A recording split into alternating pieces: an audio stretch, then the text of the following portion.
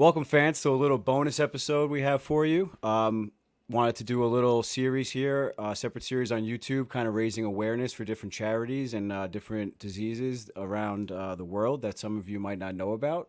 And something a little close to my heart. I got one of my good friends here, JJ Lawlor, and Yep. his recent cousin-in-law. JJ just Hi. got married to Robbie over here, his cousin, and Robbie is suffering from EB, which is a rare skin disease. And I just wanted to introduce you all to Robbie. And yeah, Robbie, so tell us about yourself. You just told me before we got on here that you used to host a podcast. So Yeah. why don't you talk about the podcast for a few minutes, and like I said, just tell us about yourself. Thanks so much for having me on, Ed. Of Uh, course, man. I really appreciate you trying to raise awareness and helping JJ out. Uh, yeah, so my name is Robbie. As you said, I was born with EB, which is Epidermolysis bullosa. We call it EB because it's too long. Well, I Uh, didn't want to try to pronounce it, so I was putting it on you. yeah, yeah, it's a hard one. Even harder to spell. Yeah. There's different types of EB. I have recessive dystrophic. Uh, it's a it's inherited disease, yeah, genetic disease, and basically what it is I'm missing collagen 7. Collagen 7 is the protein that holds the layers of the skin together. So any sort of friction or trauma creates wounds and blisters all around the body, as well internally. So I'm wrapped head to toe. I have to be changed uh, basically every day to make sure there's no infections or anything going on with the wounds. Unfortunately, I have to go to Cincinnati Children's Hospital every 3 months to have checkups, appointments, and surgery. Wow. But yeah, last I was fortunate enough to speak at a recent event for EB. And I just mentioned how the last 5 years, the amount of awareness that has grown around EB and the more amount of people that have known about it has only grown. It's really amazing to see. When I was born, nobody. I was in the ICU for months, and there was weeks went by where nobody knew what I had. So the amount of awareness that has grown is it's really amazing. But despite EB, I try to live a normal life as much as I can. And like you said, I did host a podcast for about a good year and a half, 2 years during the pandemic.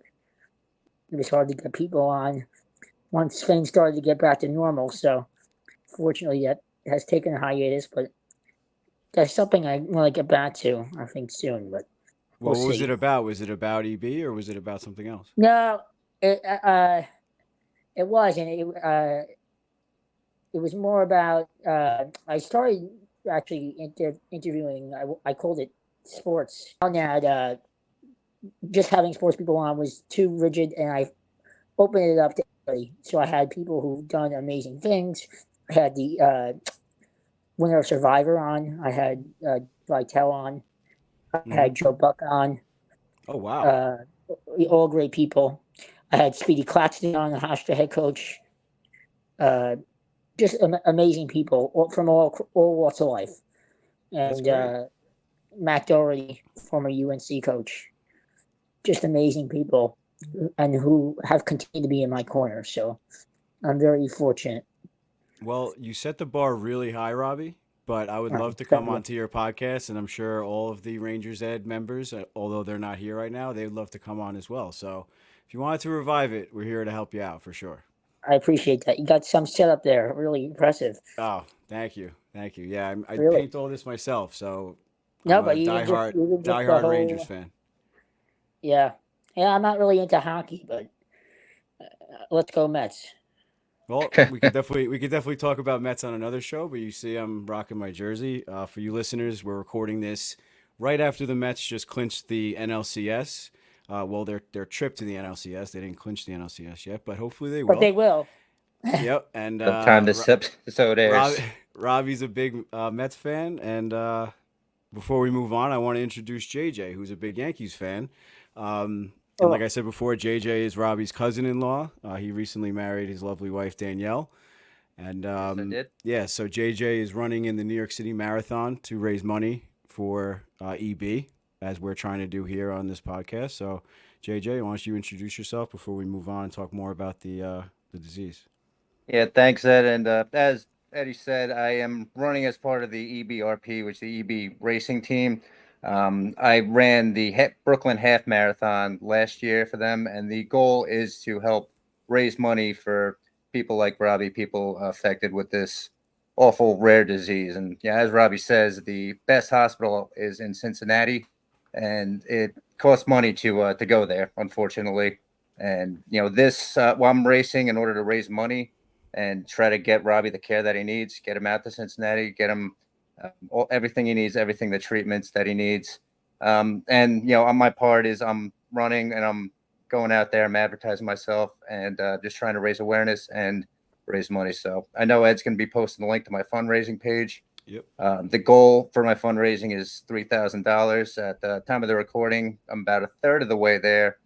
So if you can, any little bit, if it's $5, if it's $10, if it's a post on social media, any little bit helps. Just anything to spread the word, because this is a rare disease. And before I started dating Danielle, Robbie's cousin, I have never heard of this disease. And then I got to meet Robbie, meet what an awesome human being that he is. And as Eddie said, he introduced us at our wedding. He introduced the hell out of us at our Oh wedding. my God, it was Robbie's great. he's a full-time sportscaster. Yeah, I didn't know this before I met him, but he really, really captivated the room. And that event that Robbie was talking about in the city, what was that, like 3-4 weeks ago now? Yeah. Really, you had a speech there. You really captivated the room. And I was really taken aback by how well the EB research program was able to put on that show. The charity does incredible work. And when they do put on events like this, they really do a good job. So any money that you donate, it's going to a really worthwhile cause, some really good people. The people that I've met, they really care about finding a cure for this disease. And the goal that I had heard is find a cure by the end of the decade, so 2030. And in order to do that, we need research. And in order to research, we need funding. So, like I said, any little bit helps. If you can't give any money, I understand, totally fine. Just a post on social media, anything to raise awareness. Yeah, like JJ said, I mean, anything, even if you donate $1, I mean, it's the thought that counts. I mean, every dollar, every cent goes a long way. You multiply that dollar by a few more people, and it continues to grow. So yeah, Robbie, I mean, you gave a great introduction to the disease. You talked a lot about it, but I kind of just want you to go a little bit more in depth. I mean, you said it is genetic. You are born with it. But you also mentioned that there's a few different types. Is this something that someone can also contract not genetically, or is it just genetic and you have to be born with it?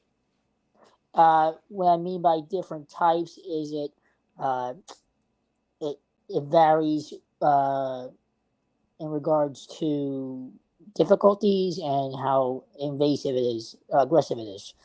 So recessive dystrophic is uh, the hardest type, unfortunately, that I have. Uh, I'm not 100% certain about the science behind it, if I'm going to be honest with you, but I know there's different types that are less aggressive. And like I said, unfortunately, I have the most aggressive, and that's RDEB, recessive dystrophic. Uh, and like I mentioned before, it not only affects me, the skin, but it also affects inside, internally the body. So, for example, any sort of food that hits the wrong way in the esophagus, it builds a stricture in the esophagus. And like anything else in the body, when it tries to heal, it builds up scar tissue. And as that scar tissue builds up, it creates narrowings in the esophagus. So every about 3 months, I have to go in the operating room, have surgery, and they go up and they with a balloon and they fix and they dilate it where it narrows. That's just one surgery that EB kids have to go through. Uh, Unfortunately, I have had cancer twice in the last 3 years. That's another unfortunately common side effect that EB kids have to go through. Skin cancer.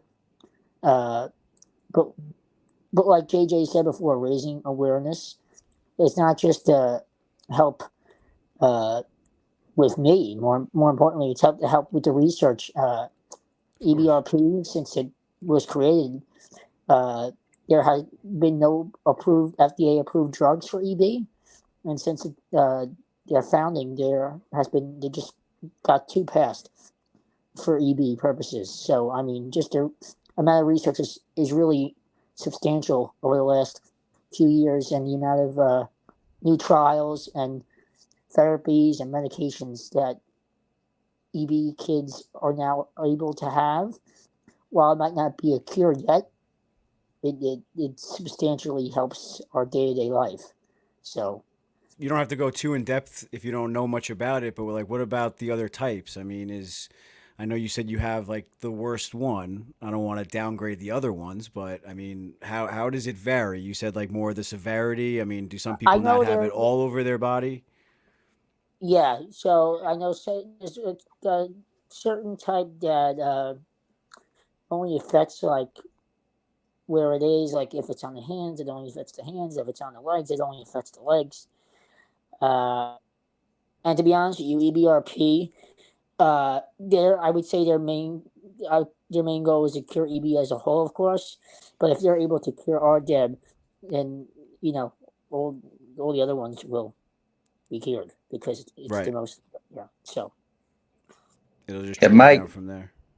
my understanding of the disease, just being around Robbie and being around the program, is it's a gene that seems to have been faulty.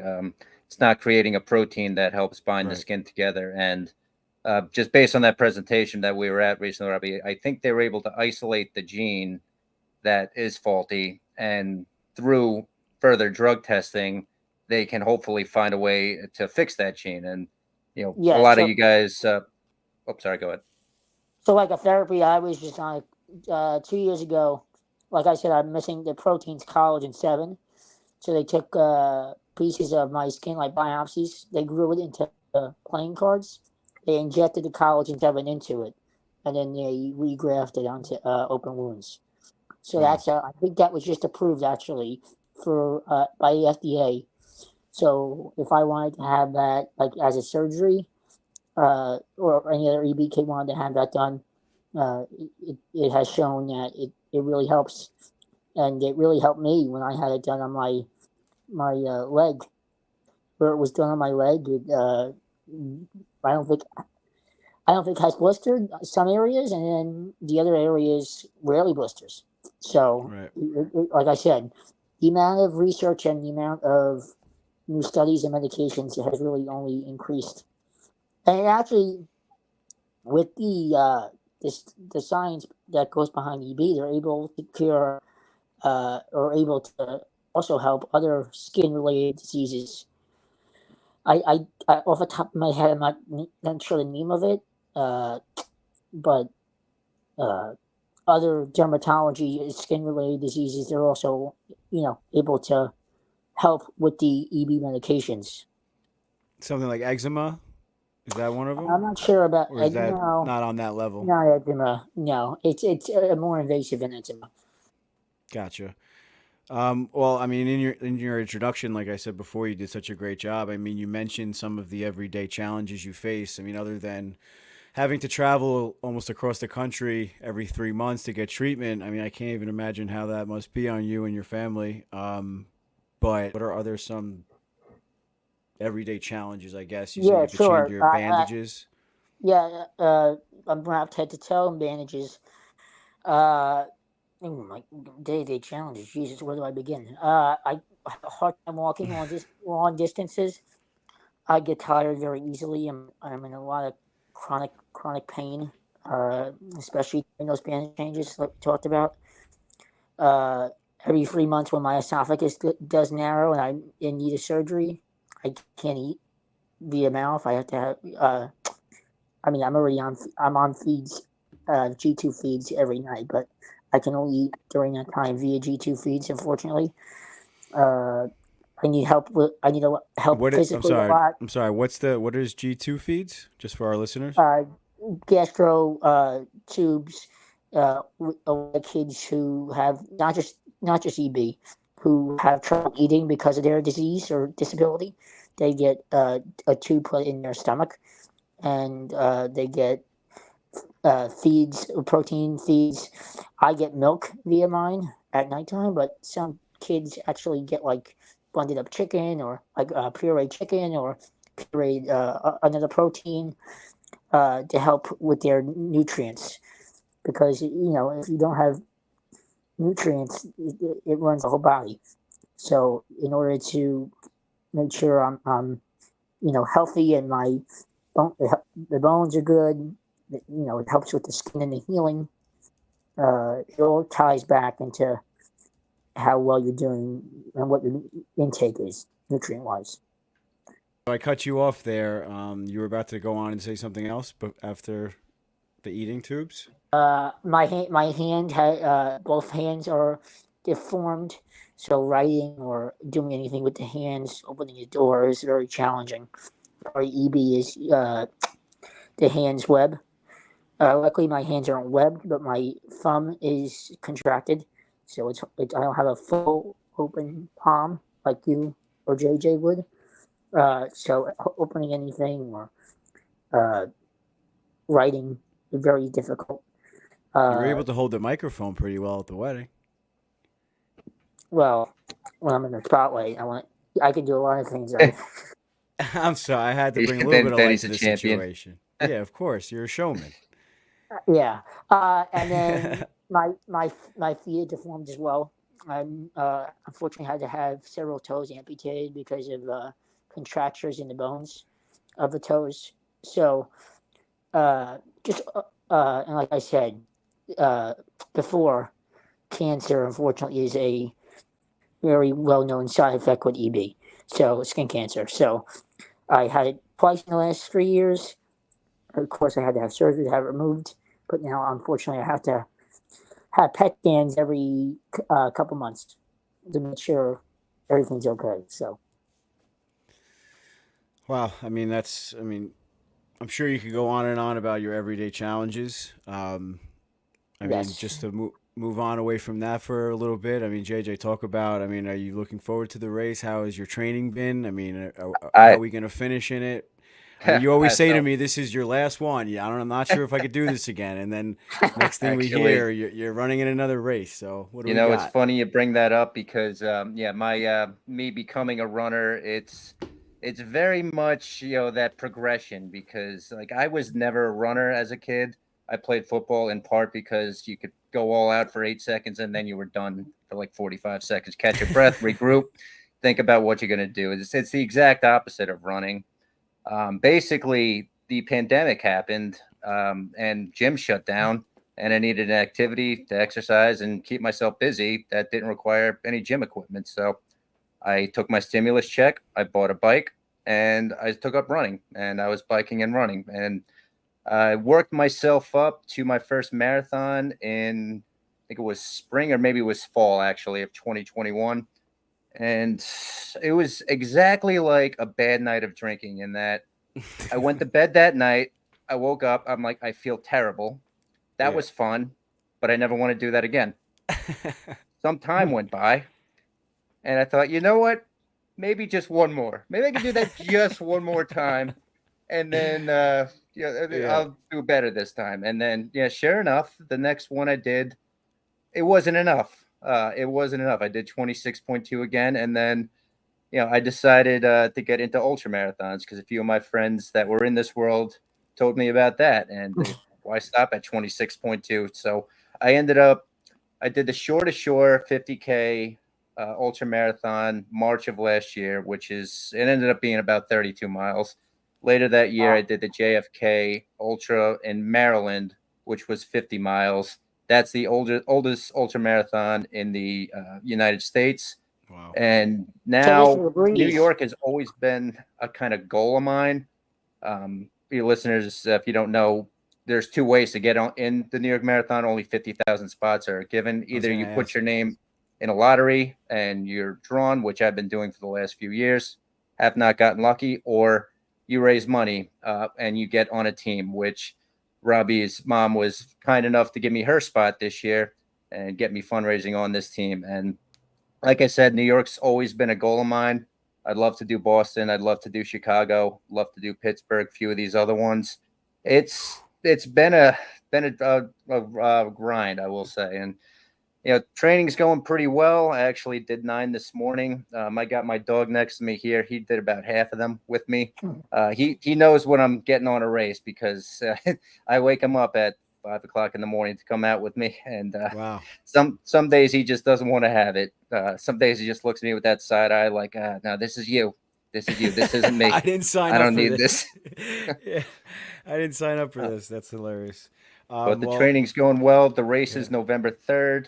So I've got 2 more long runs scheduled, and then taper down week after that, and then November 3rd is showtime. If asking me how you think I'm going to do, how I'm going to finish, I'm going to have fun. I think it. I'm going to have fun. I'm not looking for any kind of personal record. My best time at a marathon, I did the Queens Marathon earlier this year. That was 4 hours and 1 gosh darn minute. I'm not sure if we're allowed to curse here, but I'm not going to lie to you. That would hurt. That seeing the time hit 4 hours and just going up a little bit more and just couldn't get there. I tried a few times on the run, especially in the last few miles to push, and I just kept getting lightheaded. And it dawned on me that I'm either going to come in above 4 hours or I might get taken out of here on a stretcher. And, the thought crossed my mind where, what, sub 4 hours, that's forever. But fortunately, cooler head prevailed. And I can't backed it off a little bit. But yeah, I'm not looking to do a PR on this by any stretch. I'm just looking to have fun. People I've spoken to that have done New York say it's a great experience. Don't even bother with headphones because there are people lining the streets. They're cheering for you, and the whole experience is outstanding. It really is, and I'm really looking forward to it. I'm really happy that I got in on this racing team and can help raise money for a worthy cause. And I got the easy job, honestly. All I got to do is show up and run this, and I could do that out of pure stubbornness. Robbie's the one going out there and fighting this disease each and every day, and I'm just out here as his mule trying to raise money and give him the help that he needs. Well, I've known JJ for a long time, and I know whether it's a bad night out of drinking or running a marathon, if he puts his mind to it, he gets it done. So we're really looking forward. We're really looking forward to hearing how he did in the race, but we're more looking forward to seeing how much we're able to raise. I just threw the link up on the ticker if you're watching on YouTube. It is give.ebresearch.org/event/NY. And JJ, where do they go from there to donate to your team specifically? We'll have to post a link. I do have a fundraising page that's got a kind of complex URL. I could send that to you if you want to post that in the description of this.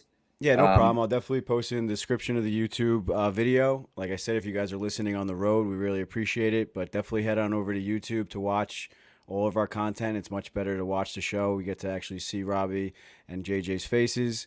And yeah, I mean, it just adds a different aspect to the show. But yeah, if you are listening on the road, I'll definitely throw it on our Instagram profile as well. All of our links in our bios and stuff. So I'll put it right at the top of the page so you can't miss it. And hopefully we can raise some money and get this, what'd you say, by the end of the decade? So we have 6 more years. End of the decade. Yep. Pretty reasonable goal, Robbie. What do you say? I became friendly with the CEO of the research partnership. And I said to him during my speech, I said, Michael, I'm holding you to 2030. Otherwise, I'm going to have to sue you. He did. Yeah, I said it. He was only partially kidding, too. Room of 200 people, I said it. That's great. That's great. Well, keep pushing them. You got to keep people on their toes, Robbie, for sure. Got to hold the Mets accountable. You got to hold everyone accountable, right? So yeah.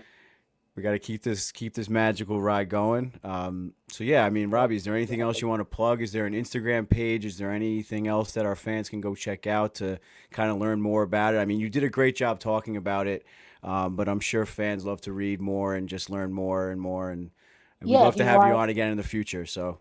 I'd love to come on again. If you want, I believe their Instagram EBRP is just EBRP on Instagram, and they do a lot of posting, and they actually tell you where all the money goes to, and all the different trials that they're having. And of course, if you want to look into more about EB, they have that as well. So yeah, I'm really excited. I'll be there for JJ on the 3rd, and we'll have fun. We'll go out afterwards and have more fun. But like I said, my mom has been running it for years for EB, and her hip gave out, and so she's not going to run it this year. But every year it's amazing, and a lot of EB kids actually line the streets in a section, and they in years past they actually give out. EB is called the butterfly disease because of how like a butterfly, our skin is so gentle. So they actually give each one a butterfly wings, and it's a really nice moment. It's a really That is very nice. yeah, That's very and nice. just New York City Marathon in general is amazing. The music, the people, it's great. So he'll have a great time, and I'll be happy to be there for him. Yeah, I mean that sounds awesome. I mean, if I'm available, I'd love to come out as well. I mean, I'll talk to Coach Ed from our podcast, and maybe we can make a little event out of it. But yeah, I mean, once again, guys, I mean, thank you so much for coming on. I mean, this has been a pleasure. Not only Thank are we you. going to be, not only Thank are you we for having raising us. awareness, of course, not only are we raising awareness by putting you on our platform. I mean, we're definitely going to make a donation on the podcast behalf. And if there's anything else we can help you you. with, we'd love to be there for you guys. And yeah, I mean, there's not much else to say. Thank you so much for coming on. And thank you for raising the awareness. JJ, good luck in the race. You're doing a Thank great you. thing. He's And gonna kill it.